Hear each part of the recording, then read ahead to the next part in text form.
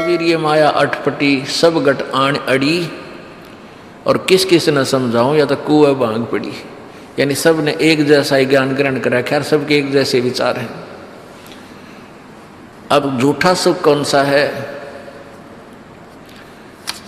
इन car कोठियों को हम अपना मानते हैं, संतान संपत्ति को अपना मानते हैं।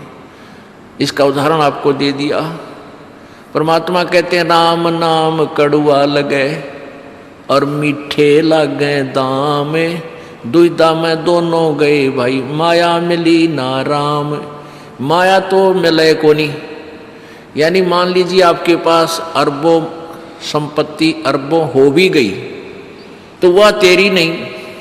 आपको 2-4 रोटी सुबह 4 रोटी शाम है, और एक वर्ष में गणित गणे 4 कपड़े कुर्ते पजामे बहुत, एक वर्ष में खत्म। आप पाटे को नहीं, ऐसा काम रह रहा आजकल। और 2 जोड़ी चप्पल कुर्ते जूते, और एक खाट का स्थान, एक चारपाई आ जा, गणित गणित 2 आ जा, जितने एक परिवार एक व्यक्ति को एक चारपाई। कहने का भाव यह कि ऐसा सीमित सा मकान, इतने की आवश्यकता आपको है, और बाकी पैसा आपके पास उसने के सिर में मारोगे, क्या करोगे उसका? अब या तो कि तो बकवादा में लावेगा, कि तो शराब पीवेगा, कि तो और कोठी खरीद कर गिर देगा, उस पर कोई कब्जा कर लेगा, फिर लट्ठम लट्ठा मुकदमे होंगे। या कोई ले लेगा रिश्तेदार या कोई मित्र बनकर फिर देखो ना, फिर खेचा तानी रात ने नींद आवना। वह रखेगी बेगन में पात्रे वो माया तने जीर्ण नहीं दे। और माया तो परमात्मा कहते हैं इस जीव की सबसे बड़ी शत्रु है, जो भगवान से दूर करे। अभी झूठे सुख को सुख मान लिया, कार कोठी होगी, बढ़िया व्यापार बिजनेस या कोई नौकरी होगी, तो भगवान से 100 कोस दूर है वो प्राणी। कोई एक आध पुण्यात्मा इसे प्रेरणा होकर आ जाता, वो तो फॉर एग्जाम्पल होते हैं। तो परमात्मा कहते हैं इसे सुख का आग लगे जो भगवान से दूर करे। परमात्मा कहते हैं वो दुख अच्छा हमारे लिए जो परमात्मा के चरणों में हमें लगाए रखे। कबीर साहब कहते हैं सुख के माथे पत्थर पड़ो जिससे नाम रट देते जावे, और बलिहारी वो दुख जो पल पल नाम रटावे। कि हे परमात्मा इसे सुख की हमने जरूरत नहीं, जो भगवान से दूर करे। पत्थर पड़ो इसे सुख के ऊपर, और बलिहारी उस दुख के जो पल पल नाम रटावे। जैसे भक्त नाम ले रखा किसी ने और उसको कोई पीड़ा हो जाती है, चिंता शुरू हो जाती है उसको, हे भगवान कदे कैंसर ना हो जा, हे परमात्मा कोई और ऑपरेशन ना बन जा। तो वहाँ तक जाता है जहाँ डॉक्टर के पास, और भगवान याद रह कर आता है। और वहाँ जाकर डॉक्टर करता है अल्ट्रासाउंड और एक्सरे वगैरह करके बता देता है कि आपको ऐसी कोई खास बीमारी नहीं है, नॉर्मल सी है, ये दवाई लो ठीक हो जाए। उसके बाद फिर परमात्मा के गुण कितने गाता है वो। जो भक्ति से दूर हैं वो तो भूल भाल जाते हैं, उनको तो परमात्मा याद आता है, कोई ना डॉक्टर दिखे। और पुण्यात्मा जो भक्ति करते हैं उनको डॉक्टर नहीं भगवान पहले दिखाई देता है। पुण्यात्मा आपके प्रारब्ध में, आपके संस्कार में मृत्यु है और कैंसर से है, और वो होगी, नाम ले रखा आपने, और डॉक्टर ने भी डिक्लेयर कर दिया कि कैंसर है भाई। पीछे आपको उदाहरण दिया था, एक लड़का रोहतक से, इकलौता पुत्र, और 10 साल के बाद पुत्र प्राप्ति हुई, और उस लड़के का कान में कैंसर बता दी, PGIMS रोहतक तक। उन डॉक्टरों ने फाइनल कर दिया और उसका पूरा डाटा अपने मोबाइल में नोट कर दिया कि इसका ऑपरेशन करवा ले और दिल्ली ले जा, हम नहीं कर सकते। वो रोता हुआ यहाँ आए। अब क्या है कि ये काल बड़ा उस्ताद है, थोड़ा सा सुख होते ही भगवान ने भूलन लाग जाए। वो 5 महीना में आए हमारे पास रोहतक से, जबकि आए महीने आना चाहिए था। 5 महीने में पता करा भाई कितने दिन में आए हो, 5 महीने वाला गेला। हमें भी ज़्यादा खींचा तानी करें भाई इतना लेट क्यों हो गया, तो भगवान ने नहीं चाहिए तो फायदा क्या होगा। ये कुदरती है, जब इस महीने 2 महीने में आपका प्रेरणा नहीं उठी, लोर नहीं उठी आने की, तो फिर भक्ति कहाँ चल रही है आपकी। बंधन तोड़ कर आ जाओगे जिसके अंदर भक्ति चल रही है, चाहे कितनी दूर भी क्यों नहीं है इंसान। भारत में कोई दूर थोड़ा है, कोई वीजा थोड़ा बनवाना है दोबारा आने के लिए। और वो भी नहीं आ पाते हैं, फिर भक्ति नहीं चल रही उनकी, तो फिर रोए दोनों, और लड़का भी रोए, उसकी पत्नी भी रो, उसका बाप भी, दोनों। वो लड़का छोटा ही था, 12-13 साल का। कहने लगे जी कैंसर बता दी, हमारा इकलौता पुत्र है। बुरा हाल, मेरी नहीं सुने, रोए रो। वहाँ बेटा बात सुनो, आप दोबारा चेक कराओ और पूरी श्रद्धा रखना मालिक में। आप दोबारा ऑपरेशन कराने से पहले चेक जरूर करा लेना। ऑपरेशन नहीं मना करता मैं, और ऑपरेशन भी मालिक की दया से सफल होया करे इसी बूंदी बीमारी का। तो उनका यह बात जच गई, जानते डॉक्टर से कहा जी इसको ऐसे, वो रिपोर्ट दिखाई और फिर कहा जी, वो डॉक्टर ने कहा अभी मैं दोबारा चेक कर लूँगा। मालिक प्रेरणा करता है कि एक बार चेक करना पड़ेगा, मैं ऑपरेशन करने से पहले चेकिंग फिर करूँगा। दोबारा चेक किया, उसने बताया इसका कोई कैंसर नहीं है और कान की हड्डी बढ़ है और 6 महीना में एक बार दिखा जाइए, तो आप पर ठीक हो जाइए।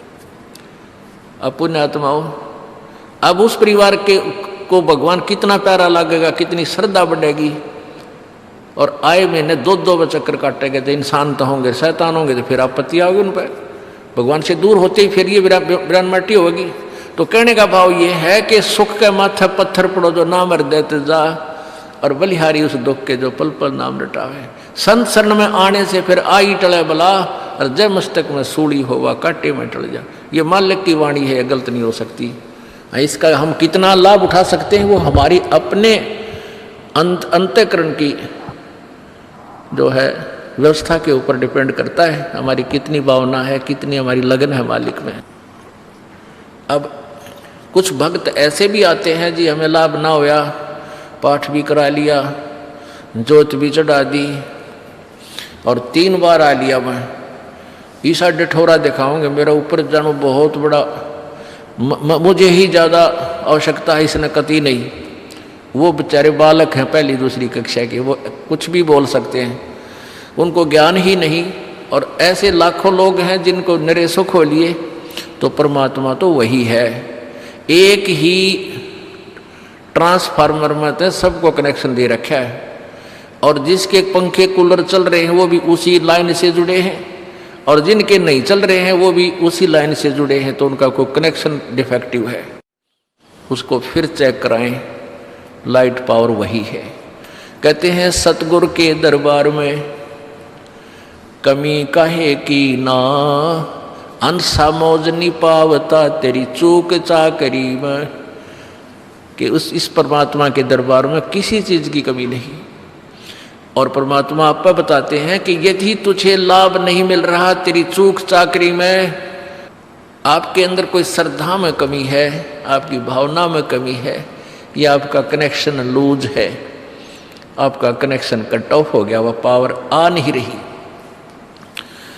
इस परमात्मा कबीर जी के शब्दकोश में असंभव शब्द नहीं है।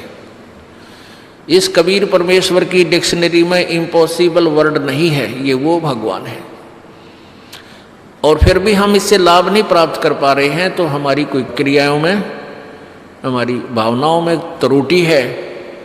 और जब तक देखो, सीधी सी बात है, हमने हैंडपंप से जल लेना है तो पात्र को नीचे ही रखना पड़ेगा। तो सतगुरु के दरबार में आके आपको अधीन होना ही पड़ेगा। अधीन हुए बिना भगवान मदद नहीं करेगा। रावण ने भक्ति भी की, लेकिन उसमें अधीन्य की कमी थी, और अधीन्य की कमी उसको लेकर डूबेगी। नहीं, रावण जैसी भक्ति कोई 7 जन्म नहीं कर सकता, कितना साधक बन जाओ। जब परमात्मा के नाम पर यहाँ से काट कर चढ़ा देना अगले समर्पण, तो कहने का भाव ये है कि और फिर उसके अंदर जैसा किया वैसा फल उसको मिलता रहा, लेकिन अधीन्य नहीं आई, फिर सारी करी कराई खो दी। तो इसलिए हमारे अंदर विनम्रता यानी सच्ची लगन, अंतःकरण में सत्यता,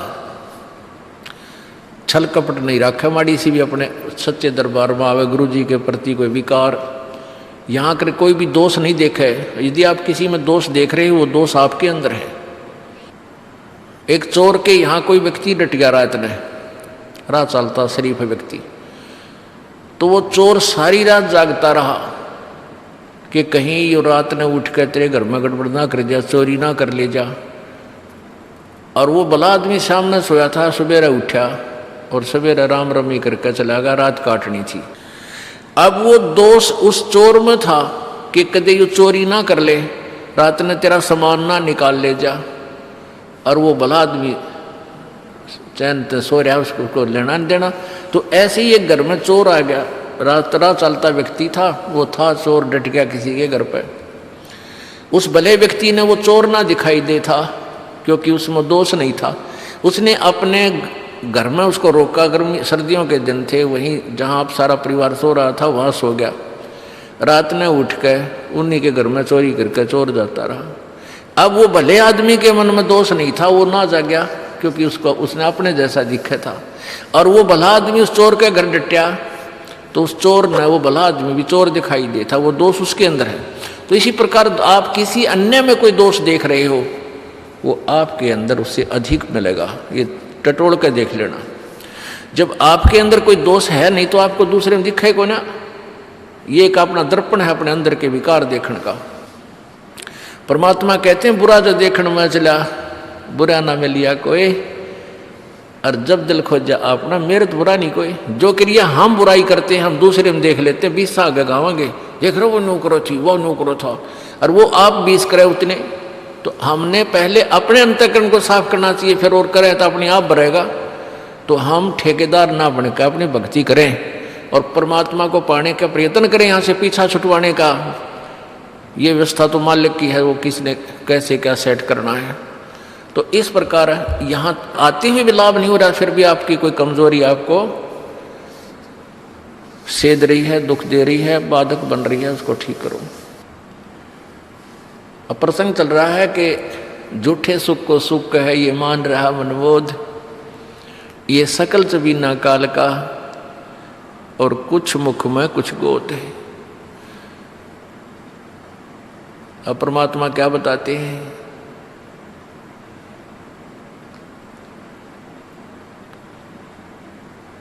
कबीर कहाँ गर्बियो, कबीर कहाँ गर्बियो, ये देही देख सुरंगे, बिछड़ मिल नहीं जो का चढ़ी भुजंगे। परमात्मा कह रहे हैं क्या इस सुंदर शरीर ने रोज 3 बार शीशा देख कर इसने राजी हो रहा है।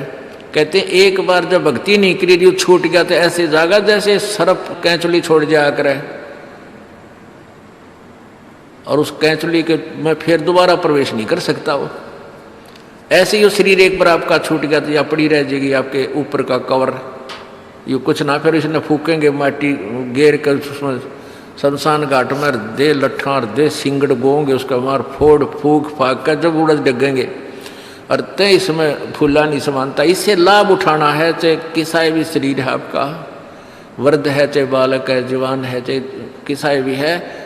अभी आपको बताया था जैसा भी है, कारा काला गोरा, अपनी भक्ति करो, पीछा छुटवाओ या माटी एक सी है सबकी। भाई जो गुरु वचन पे डट गे रकट गे फंद 84 के, कट गे फंद 84 के, रकट गे फंद 84 के। भाई जो गुरु वचन पे डट गे रकट गे फंद 84 के, वस्तु मिली ठोर की ठोर, मिट गई मन पापी की दौड़।